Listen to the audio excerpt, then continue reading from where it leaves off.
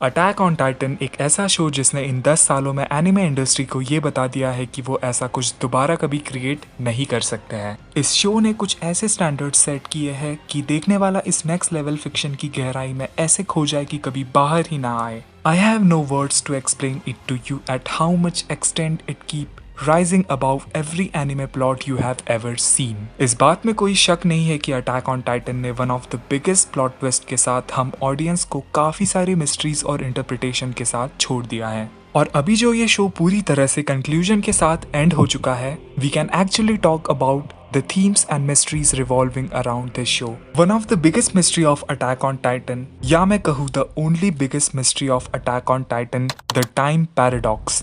इस शो का सबसे बड़ा प्लॉट ट्विस्ट बन चुका है which has made the whole plot ambiguous by nature. वो समय जब हमने अटैक ऑन टाइटन देखना शुरू किया था वर्सेस जब आज इस शो को एंड होता हम देख चुके हैं, we are left with things that doesn't make sense at all. हम इस शो को जानने तब लगे जब हमें ये समझ आने लगा कि ये शो माइथोलॉजिकल क्रिएचर्स, वॉर्स या पॉलिटिक्स से कहीं ज्यादा ऊपर उठ चुका है। नो डाउट हाजिमे इसेयामा इस समय के सबसे महान राइटर्स की लिस्ट में तो शामिल हो ही चुके हैं, लेकिन वो इससे कहीं ज्यादा टेरिफाइंग चीजें हमारे सामने ले आए जिससे हमारा दिमाग बिल्कुल दंग रह जाए। ये किसी ने नहीं सोचा था। इस बार इस शो ने इस कदर डिस्ट्रैक्ट किया है कि ऑडियंस पॉसिबिलिटीज और इंटरप्रिटेशन करना कभी ना छोड़े।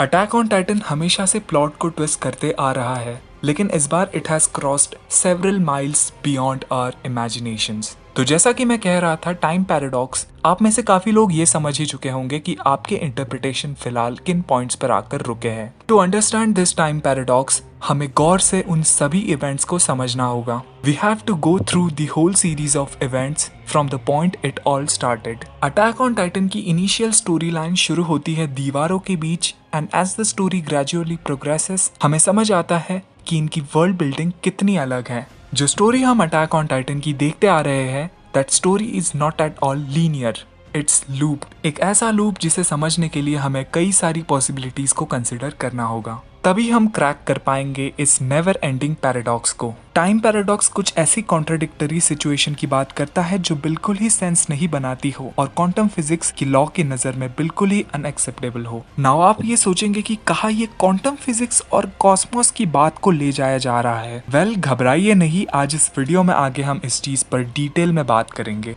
शुरुआत से ही अटैक ऑन टाइटन काफी मिस्टीरियस रहा है, लेकिन चीजें हमें समझ आ रही थी। लेकिन जब हम देखते हैं attack on Titan season 4 part 2 episode 4, सब कुछ बदल जाता है। इन दैट एपिसोड एरन जब पाथ्स और कोऑर्डिनेट से जुड़ जाता है, तब वो जीक के प्लान से साफ इनकार कर देता है, जिसके बाद जीक उसे ये समझाने की कोशिश करता है कि उनका बाप कितना शातिर है, and they both go through the memories of their father Grisha Jaeger.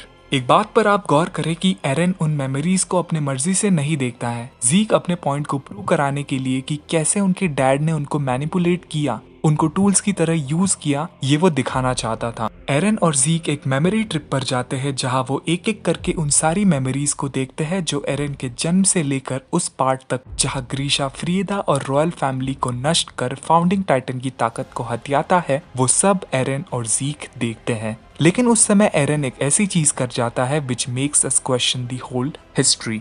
ग्रीशा Yeager चाहे कितना ही बड़ा रेस्टोरेशनिस्ट क्यों ना हो, लेकिन वो था तो एक डॉक्टर ही, जिनका काम है लोगों की जान बचाना, और वो छोटे बच्चों को जान से मारने वाली चीज कभी भी नहीं कर सकता था। लेकिन उसी वक्त एरन अपने डैड के पास आता है और वो उन्हें याद दिलाता है कि वो वहाँ आया क्यों है, उसका मकसद क्या है, and at any cost he should do it even if you die, even after you die.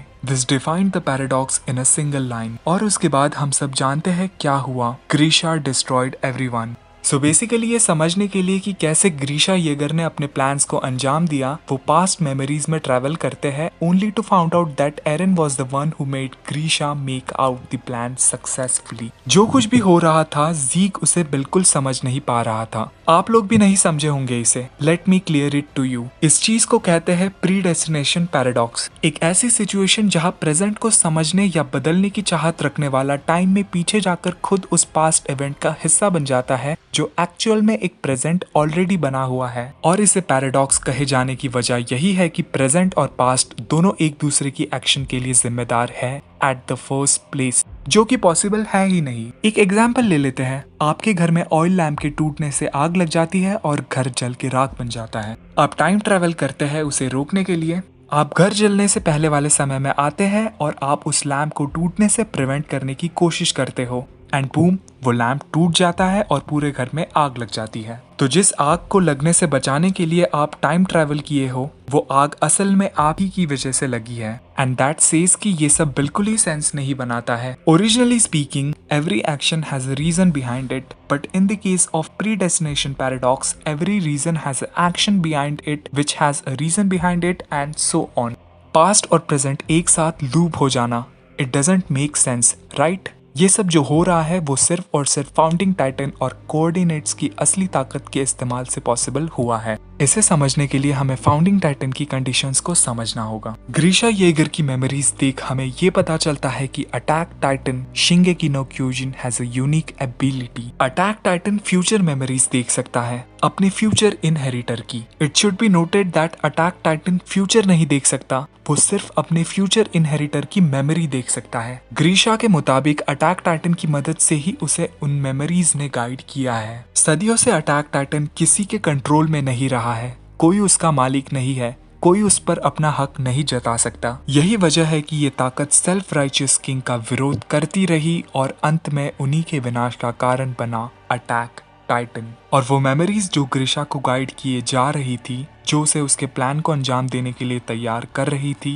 वो मेमोरीज उसी के बेटे एरन की फ्यूचर मेमोरीज हैं। ग्रीशा सबको मार देता है, रोड रेस बच जाता है और ग्रीशा कभी ये नहीं समझ पाता कि वो सारी मेमोरीज क्यों नहीं देख सकता। And history continues. जब एरन स्विच बैक करता है तब वो ज़ीक को बताता है कि वो उसी की बदौलत उन मेमोरीज को देख पाया है। तो क्या सच में अटैक टाइटन फ्यूचर मेमोरीज देख सकता है? और क्या उसी की मदद से ग्रीशा कामयाब हो पाया है, या क्रूगर कामयाब हो पाया है, या वो सारे पास इनहेरिटर्स जो कभी रॉयल फैमिली के कब्जे में नहीं आए? वेल, अटैक टाइटन फ्यूचर देख सकता है या नहीं, ये जानने के लिए हमें फाउंडिंग टाइटन और कोऑर्डिनेट की ताकत को समझना होगा। फाउंडर यमीर फ्रिट्ज की मौत के बाद वो एक ऐसी अननोन लैंड में आती है जहां वो इमॉर्टल है, और वो पॉइंट जिससे सब्जेक्ट ऑफ यमीर अपनी मेमोरीज, माइंड, पावर और हर चीज से कनेक्ट रहते हैं, उस पॉइंट को कहते हैं कोऑर्डिनेट। सदियों से फाउंडिंग टाइटन की पावर रॉयल फैमिली इस्तेमाल करती आई है, but in the era of Karl Fritz वो एक वाव रखता है, द वाव रिनाउंसिंग वॉर, जो दुनिया को बताने के लिए एक ऐसी ताकत है जो उनपे हमला करने वाले दूसरे नेशंस के लिए एक रंबलिंग थ्रेट साबित हो सकता है। पर असल में वो सिर्फ रेस्ट्रिक्शन है रॉयल फैमिली पे कि वो कभी फाउंडिंग टाइटन की ताकत पूरी तरह से इस्तेमाल नहीं कर सकते, ना ही डिफेंस में और ना ही ऑफेंस में। The condition to use the full power of founding titan is someone who isn't a royal blood. कोई सब्जेक्ट ऑफ यमीर अगर रॉयल ब्लडेड ना हो और उसके हाथ फाउंडिंग टाइटन की ताकत लगे, तभी वो उसे इस्तेमाल करने के लायक हो जाता है। लेकिन सिर्फ इतना काफी नहीं है, he must get in contact with a royal blood Titan shifter. ये दोनों कंडीशंस अगर पूरी हो पाती है तभी फाउंडिंग टाइटन की ताकत को अनलीश किया जा सकता है। तो जैसा मैंने आपको पहले बताया कि फाउंडिंग टाइटन की ताकत को इस्तेमाल करने वाला कोऑर्डिनेट को एक्सेस कर सकता है, और coordinate has access to every subject of Ymir's memories, powers and everything. Eren जिसके पास फाउंडिंग टाइटन है, वो ज़ीक जो एक रॉयल ब्लडेड टाइटन शिफ्टर है, उसकी मदद से कोऑर्डिनेट और सभी सब्जेक्ट ऑफ यमीर की मेमोरीज को एक्सेस कर सकता है। And it doesn't necessary have to be doing something like touching Zeke or so. The moment एरन ज़ीक से रियल वर्ल्ड में कांटेक्ट में आता है, उसी पल वो सब कुछ एक्सेस कर बैठता है। He can transcend physical space and time. इसका मतलब एरन किसी भी समय में जाकर किसी भी मेमोरीज को देख किसी से भी इंटरैक्ट कर सकता है और किसी को भी इन्फ्लुएंस कर सकता है। वो जो मेमोरी चाहे उन्हें दिखा सकता है और जो मेमोरी चाहे उससे वाइप आउट कर सकता है। लेकिन हो चुके पास्ट को जाके बदलना और हो चुके हिस्ट्री के बदले जाने की वजह बनना दोनों अलग सिचुएशंस हैं। In case of Eren Yeager, it's a predestination paradox. Eren ने ना सिर्फ अपने डैड को मैनिपुलेट किया, पर ना जाने उसने ये कितनों के साथ किया हो, इसका कोई काउंट नहीं है। हम क्रोनोलॉजिकली जानेंगे कि एरन ने कितनी बार मैनिपुलेशन किया है। बिफोर द इवेंट टूक place, Eren has interacted with the previous Attack Titan users. Eren Kruger, the Owl, the leader of Eldian Restorationist, Attack Titan की ताकत को हासिल करता है। एट द पॉइंट जब ग्रीशा और उसके साथियों को पकड़कर टाइटन्स बनाया जा रहा होता है, तभी क्रूगर अपनी आइडेंटिटी रिवील करता है। वो ग्रीशा को बताता है कि उसे फाउंडिंग टाइटन की ताकत अपने हाथ लेनी है और एल्डिया को बचाना है। ग्रीशा उस समय कुछ भी समझने को तैयार नहीं था। उसी समय क्रूगर उसे कुछ शब्द बोलता है। वो कहता है कि उठो, लड़ो और एल्डिया की आजादी को अंजाम दो। If you want to save Mikasa, Armin and everyone else, you must complete your mission until death, even after death. ये शब्द उसके नहीं थे, ये वो मेमोरीज थी जो एरन क्रूगर को ट्रांसफर करता है। दीवारों के बीच आकर ग्रीशा बदल जाता है। अब वो ना सिर्फ रेस्टोरेशनिस्ट है, पर वो ये चाहता है कि उसका बेटा एरन आजाद रहे। एरन बहुत छोटा है और उसके डैड उसकी केयर कर रहे हैं। जब ज़ीक वहां से एग्जिट करता है, तब एरन एक पल के लिए ग्रीशा की तरफ देखता है। वो सिर्फ ग्रीशा की तरफ नहीं, उस पूरे एनवायरनमेंट को देख रहा है। एरन की नज़र में वो एक हैप्पी फैमिली है और एरन का ये विजन ग्रीशा लाइव देख सकता है। तो जो मेमोरी ग्रीशा इनहेरिट कर रहा है, वो एरन के नज़र में एक खुशहाल परिवार है और उस मेमोरी की वजह से ग्रीशा उस फैमिली को, एरन को और भी ज्यादा वैल्यू करने लगा है। अगली मेमोरी में ग्रीशा एक पावरफुल आदमी की ट्रीटमेंट कर रहा होता है और अगले ऐसे और इवेंट्स में भी ग्रीशा काफी रिस्की बिजनेस में इन्वॉल्व हो जाता है। वो कैनी द रीपर की भी नजरों में आता है। ज़ीक एरन को उसके डैड के असली रंग दिखाता है। वो ये समझाने की कोशिश करता है कि उनका बाप अपने मोटिव्स पूरा करने के लिए कितना भी गिर सकता है, फिर चाहे उसका अपना परिवार ही खतरे में क्यों ना आए। एरन ज़ीक की बात से एग्री करता है और वो मेमोरी कि उसका डैड कितना केयरलेस है, उसका डायरेक्ट इन्फ्लुएंस ग्रीशा पर भी पड़ता है वाया एरन। इसीलिए कहीं ना कहीं ग्रीशा अपने फैमिली को लेकर काफी कंसर्न रहने लगता है, unlike what he did with Zeke. इसीलिए इस नेक्स्ट मेमोरी में जहां ग्रीशा उस लोकेशन को पता लगाने के बाद भी वहां जाने की हिम्मत नहीं करता, वो अपने बेटे एरन को गले लगाता है। ये देख ज़ीक जलन महसूस करता है। उस समय भी एरन की नजर ज़ीक पर पड़ती है और वो सब समझ जाता है। नेक्स्ट मेमोरी में एरन और ज़ीक बेसमेंट में होते हैं जहां ग्रीशा की आंख लग जाती है। इस सीन में एरन ग्रीशा के पीछे खड़ा है और वो ग्रीशा के पुराने फैमिली की फोटो देख रहा होता है जिसमें ग्रीशा, डायना और ज़ीक तीनों मौजूद हैं। जैसे ही वो उस तस्वीर को देखता है, सम सॉर्ट ऑफ मेमोरीज जो एरन के पास ज़ीक की है, वो उस समय लाइव ट्रांसफर हो रही होती है ग्रीशा के अंदर। इसीलिए वो नींद में भी ज़ीक के बारे में बड़बड़ाता रहता है। उसके अगले ही पल ग्रीशा को ज़ीक का बहुत ही स्ट्रॉन्ग प्रेजेंस महसूस होता है और उसे एक पल के लिए ज़ीक नजर भी आता है। बड़ा कद, दाढ़ी, मूछ, ये वो फीचर्स है जिसे ग्रीशा जीते जी कभी नहीं देख पाया, लेकिन एरन ही जानता है कि वो ज़ीक है। और अब वो मेमोरी एरन की जिसमें ज़ीक ग्रीशा के टेबल के सामने खड़ा है, उसे ग्रीशा भी महसूस कर सकता है। पर तभी एरन वहां से जाने की बात करता है, मानो वो ग्रीशा को ये सारी मेमोरीज नहीं दिखाना चाहता। अगली मेमोरी में जब मिकासा किडनैप हो जाती है, तब एरन उसे रेस्क्यू करता है। First thing, I don't believe कि एरन इतनी छोटी उम्र में किसी को इतनी बेरहमी से मार सकता है। Indeed he was influenced by the will of Eren himself, जो फ्रीडम के राह पर चल रहा है। इसमें भी आगे एरन किड एरन और मिकासा की तरफ देख रहा है। इसमें भी एरन ने किड एरन को किसी ना किसी मेमोरी से इन्फ्लुएंस किया है, तभी तो मिकासा पूरी जिंदगी एरन की एहसानमंद रह जाती है। नेक्स्ट मेमोरी में ग्रीशा वापस बेसमेंट में होता है और वो अपनी विल टेस्टामेंट लिखकर उसे सेफली उस लॉकर में सिक्योर कर देता है। उस सीन में एरन सिर्फ और सिर्फ ग्रीशा की तरफ देखता है, जहाँ उसके हाथों में वो चाबी होती है जिसे उसे हर कीमत में एरन को देनी ही है। एरन शायद उस समय ग्रीशा को वो मेमोरी दिखा रहा होता है जहां वो एरन के आंखों में देखी गई ग्रीशा की वो इमेज है जिसमें उसे अपने वादे से बिल्कुल नहीं हटना है। फाइनली हम आते हैं उन इवेंट्स पर जहां हम इस पूरी स्टोरी को शुरुआत से देखते आ रहे हैं। The fall of Shiganshina, the part जहां एरन उस पेड़ के नीचे सो रहा होता है एंड इन ड्रीम्स वो फ्यूचर मेमोरीज को देखता है। जहां वो क्या देखता है और कितना देखता है, वी हैव नो आइडिया, लेकिन वो इतना जरूर देखता है कि वो मेमोरीज उसको फ्रीडम, दीवारों के बाहर की दुनिया और लोगों के सैक्रिफाइस की याद जरूर दिलाता है। इन द मेमोरीज ऑफ ग्रीशा, जब एरन लकड़ियां इकट्ठा करके घर लौटता है, तब वो बात निकलती है जहां एरन कहता है कि उसे सर्वे कॉर्प्स ज्वाइन करना है ताकि वो बाहरी दुनिया देख सके और आजादी के लिए जिन्होंने अपनी कुर्बानी दी है वो उसे जाया नहीं जाने देना चाहता। उस सीन में ग्रीशा और एरन दोनों उस एग्जैक्ट मोमेंट में एरन के जवाब को सुन रहे होते हैं। उनकी नजरें, उनके एक्सप्रेशन बिल्कुल सेम होते हैं, मानो जैसे एरन अपने आप को देख बहुत ज्यादा इम्प्रेस हो जाता है। मानो जैसे वो उसी तरह के जवाब की एक्सपेक्टेशन एरन से करता है। And this exact vision of memory transfers to Grisha. Grisha अपने बच्चे की बातों से इम्प्रेस होकर अपने प्लान को पूरी शिद्दत से पूरा करने के लिए तैयार हो गया था।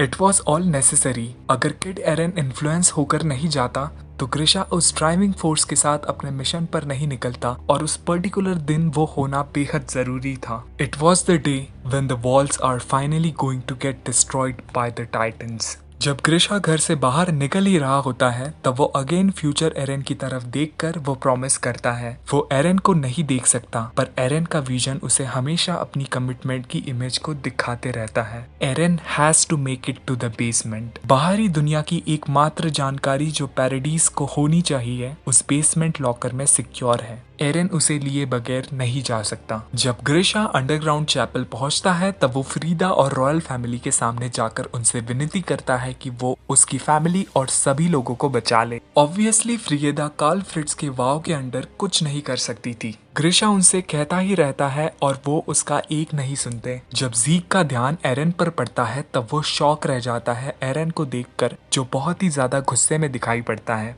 वो फ्रीदा की नॉनसेंस सुनकर इतना ज्यादा पिस्ड ऑफ होता है कि मानो उसे कुछ कर ही दे, पर जो करना है वो तो ग्रिशा को है, जो खुद उस समय हैरान परेशान होता है। Grisha as an individual being situation को प्रोसेस कर रहा होता है, लेकिन उसी समय एरन जो बहुत ज्यादा गुस्से में होता है कहीं ना कहीं ग्रिशा को प्रोसेस नहीं करने देता। ग्रिशा उस मोमेंट कुछ समझ नहीं पाता, इसीलिए वो वहाँ पर एरन के प्रेजेंस को महसूस कर रहा होता है। जब ग्रिशा वो टास्क परफॉर्म करने से कतरा रहा होता है तब एरन उसके पास जाता है। वो अपने बाप से कहता है कि क्या कर रहे हो, उठो, अपना मकसद भूल गए कि यहाँ क्यों आए हो, आगे बढ़ते रहो।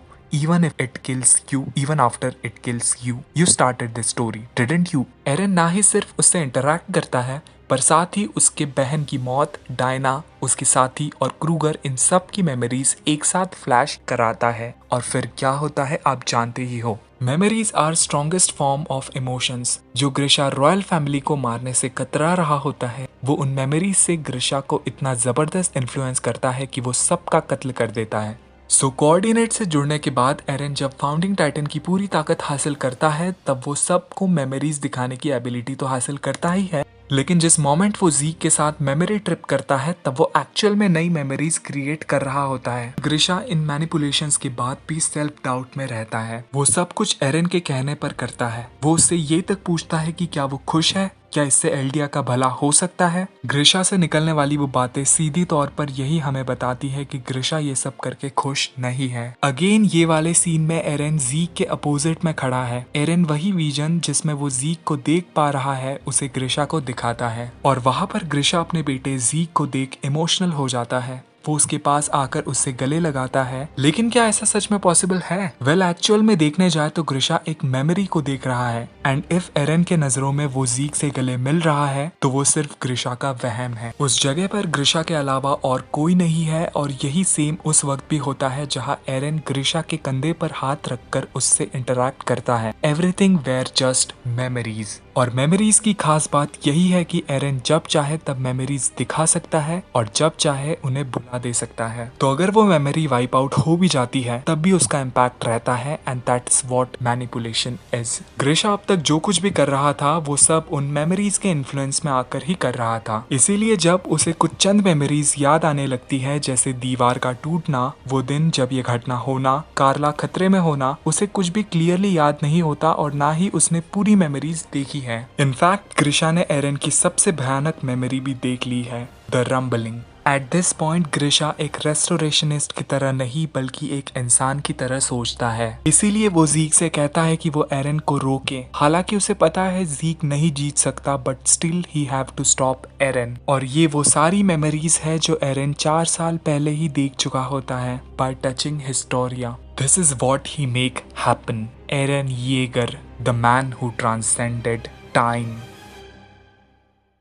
आप ये सोच रहे होंगे कि अगर एरन एक थ्रेट था ही तो ग्रिशा ने उसे फाउंडिंग टाइटन और अटैक टाइटन की पावर दी ही क्यों? वेल, एरन मेमोरीज को भुला दे सकता है। He might have done it with ग्रिशा। और ग्रिशा जब उस रेफ्यूजी कैंप में आता है एरन को ले जाने, तब वो एरन से उसकी माँ के बारे में पूछता है और तब उसे पता चलता है कि कार्ला टाइटन का शिकार हो गई and that was the strongest memory to influence Grisha. Grisha was no longer a restorationist anymore at all. अब वो यही चाहता है कि वो बस इस चीज को एंड कर दे, अपनी माँ का बदला ले, और अगर उसे मिकासा, आर्मिन और बाकी सबको बचाना है तो उसे इस ताकत का इस्तेमाल करना सीखना होगा। सो ये सब कुछ मेमोरीज है, future memories. The only person who didn't saw any memory of the future inheritor was Eren. Eren ही वो आखिरी इनहेरिटर है जिसके पास फाउंडिंग टाइटन और अटैक टाइटन की एबिलिटी है। सो मेरा एक सवाल जो मैंने पहले पूछा था, क्या अटैक टाइटन सच में फ्यूचर इनहेरिटर्स की मेमोरीज देख सकता है? वेल, इस सवाल का कोई एब्सोल्यूट आंसर नहीं हो सकता। अटैक टाइटन और फाउंडिंग टाइटन दोनों का आखिरी इनहेरिटर एरन है। एरन जिस पल पाथ्स में एंटर करता है उसके एक्सेस में सब कुछ आ जाता है जो सब्जेक्ट ऑफ ymir से जुड़ा है, टाइम, स्पेस,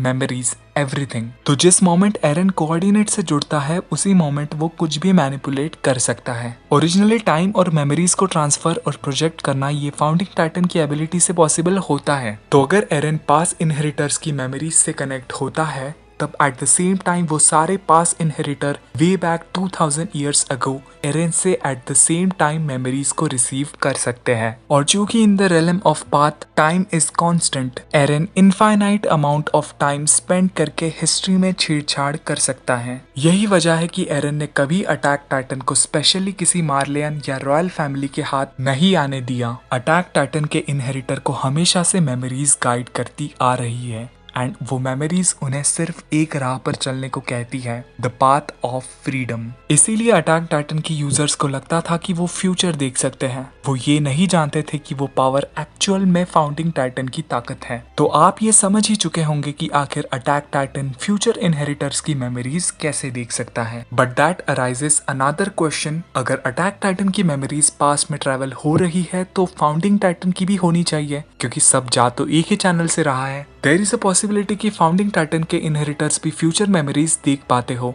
लेकिन उन्हें इनसे कुछ खास फर्क वैसे भी नहीं पड़ सकता क्योंकि फाउंडिंग टाइटन हमेशा रॉयल ब्लड के कब्जे में ही रहा है and the war renouncing war के बाद तो वैसे भी रॉयल फैमिली कुछ खास करेगी नहीं। But the most accurate reason जो मुझे लगता है वो है कि सिंपली वो मेमोरीज मिटा दी गई है। जरा सोचो, जब ग्रिशा फ्रियेदा को अटैक टाइटन के बारे में बताता है तब उसे इस बारे में कोई आइडिया नहीं होता, जबकि रॉयल फैमिली के पास सभी इंफॉर्मेशन का एक्सेस होना चाहिए। सो गाइस, मैंने अभी तक आपको एरन के द्वारा किए सभी मैनिपुलेशंस के बारे में बता दिया है। बट अभी एक इम्पोर्टेंट सवाल, why Eren alter history in the first place? अगर वो फाउंडिंग टाइटन की ताकत को हासिल कर ही चुका है तो अभी उसका प्राइमरी गोल होना चाहिए द रंबलिंग। फिर क्यों वो चीजें अपने सुपरविजन में अल्टर कर रहा है? वेल, इस चीज को समझने के लिए मैं ले आया हूँ एक कंसेप्ट जिसे मैं कहता हूँ the possibilities of multiverses. Attack on Titan की पूरी क्रोनोलॉजी फॉलो करने के बाद भी हम कई इवेंट्स को सही से समझ नहीं पाए हैं।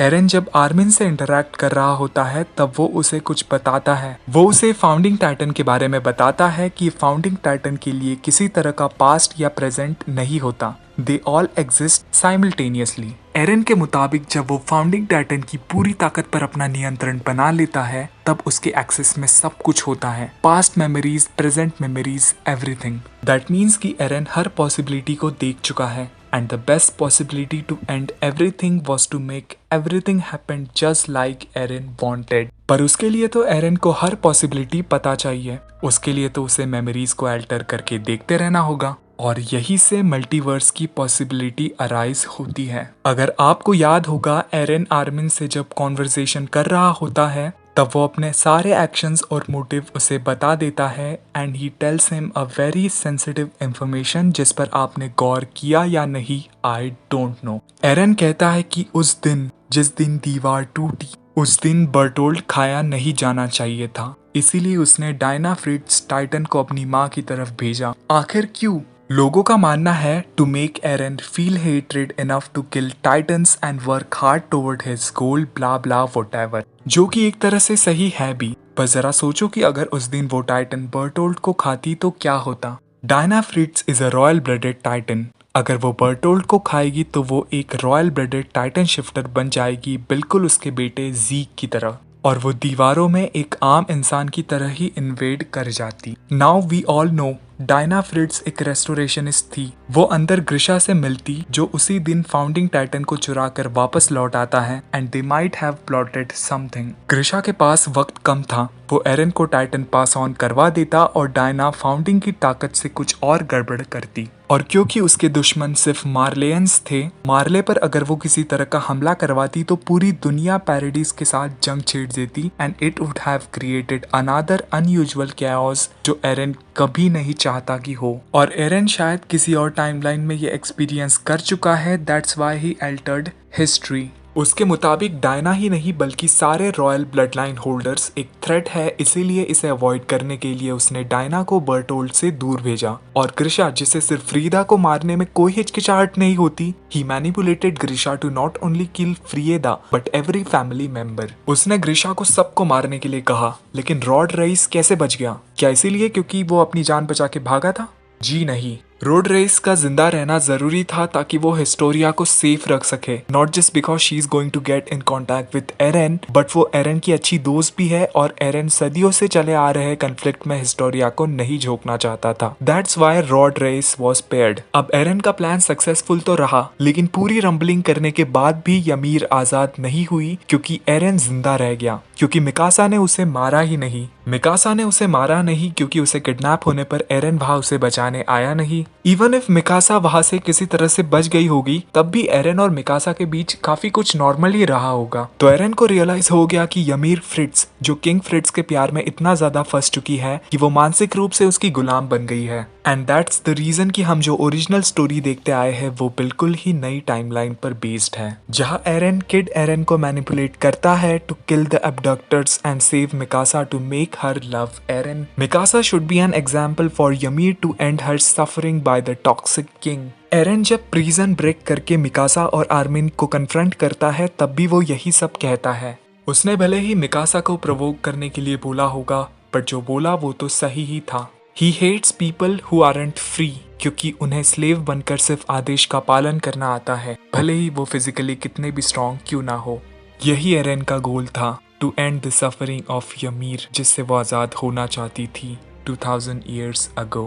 तो अब एरन ने रॉयल ब्लड लाइन खत्म करवा दी, ymir को आज़ाद करवाने की तैयारी कर ली, बट जो रिजल्ट आया दैट वाज अ फेलियर। हम फाइनल चैप्टर के इस पार्ट को कैसे भूल सकते हैं, जहां मिकासा एक मेमोरी देखती है, जहां एक अल्टरनेट टाइमलाइन में एरन और मिकासा सब छोड़ छाड़ के भाग जाते हैं। एरन ने फ्यूचर मेमोरीज देखी होती है और वो रंबलिंग जैसे जेनोसाइडल प्लान्स को अमल नहीं कर पाया। उस टाइमलाइन में भी एरन के पास फ्यूचर मेमोरीज होती है, जहां वो आइलैंड के बाहर वाली पूरी दुनिया को तबाह करने वाला होता है, बट इंस्टेड वो भाग जाता है एंड रिजल्ट मार्ली पैराडीज पर इन्वेड करके सब पर हमला कर देते हैं। सो एरन इन सारी टाइमलाइंस को समझकर एक ऐसी प्लानिंग बनाता है जहां एंड में वो जेनोसाइड करेगा, मिकासा उसे मारेगी, दुनिया की सिर्फ 20% आबादी जिंदा बचेगी और इतना कम आंकड़ा कभी भी पैराडीज पर हमला नहीं कर पाएगा। सो आर्मिन उस पूरे बैटल का क्रेडिट अपने नाम करेगा और उसके दोस्त एज अ पीस होल्डर दुनिया के साथ अपने रिलेशंस अच्छे करेंगे। So the moment Eren coordinate और फाउंडिंग टाइटन की ताकत की मदद से टाइम ट्रांसेंड करता है, तब वो ना जाने ऐसे कितने टाइमलाइन और मल्टीवर्स क्रिएट और अल्टर कर देता है, we have no idea. But जो स्टोरी हम अटैक ऑन टाइटन की देखते आए हैं, that exist in a paradox which is a result of a better future जो एरन ने इमेजिन किया था। यही वो सारी फ्यूचर मेमोरीज है जो एरन अपने पास्ट इनहेरिटर की मेमोरीज में देख चुका है after he touched Historia's hand 4 years ago। जिस टाइमलाइन में हम ओरिजिनल स्टोरी को देखते हैं, उस स्टोरी में Eren was strongly influenced by his own idea of freedom. उस टाइमलाइन में उसके साथ आर्मिन होता है जो उसे हमेशा आउटर वर्ल्ड के नजारों के बारे में बताते रहता है। इस टाइमलाइन में एरन सिर्फ अपने मन की करता है, यहाँ उसे वो सारी मेमोरीज रिसीव होती रहती है जो उसे फ्रीडम की राह पर ले चले। लाइक हाउ आउट ऑफ नाउवेयर उसे एरन क्रूगर की मेमोरीज आने लगती है जब वो उसके टाइटन का नाम लेता है।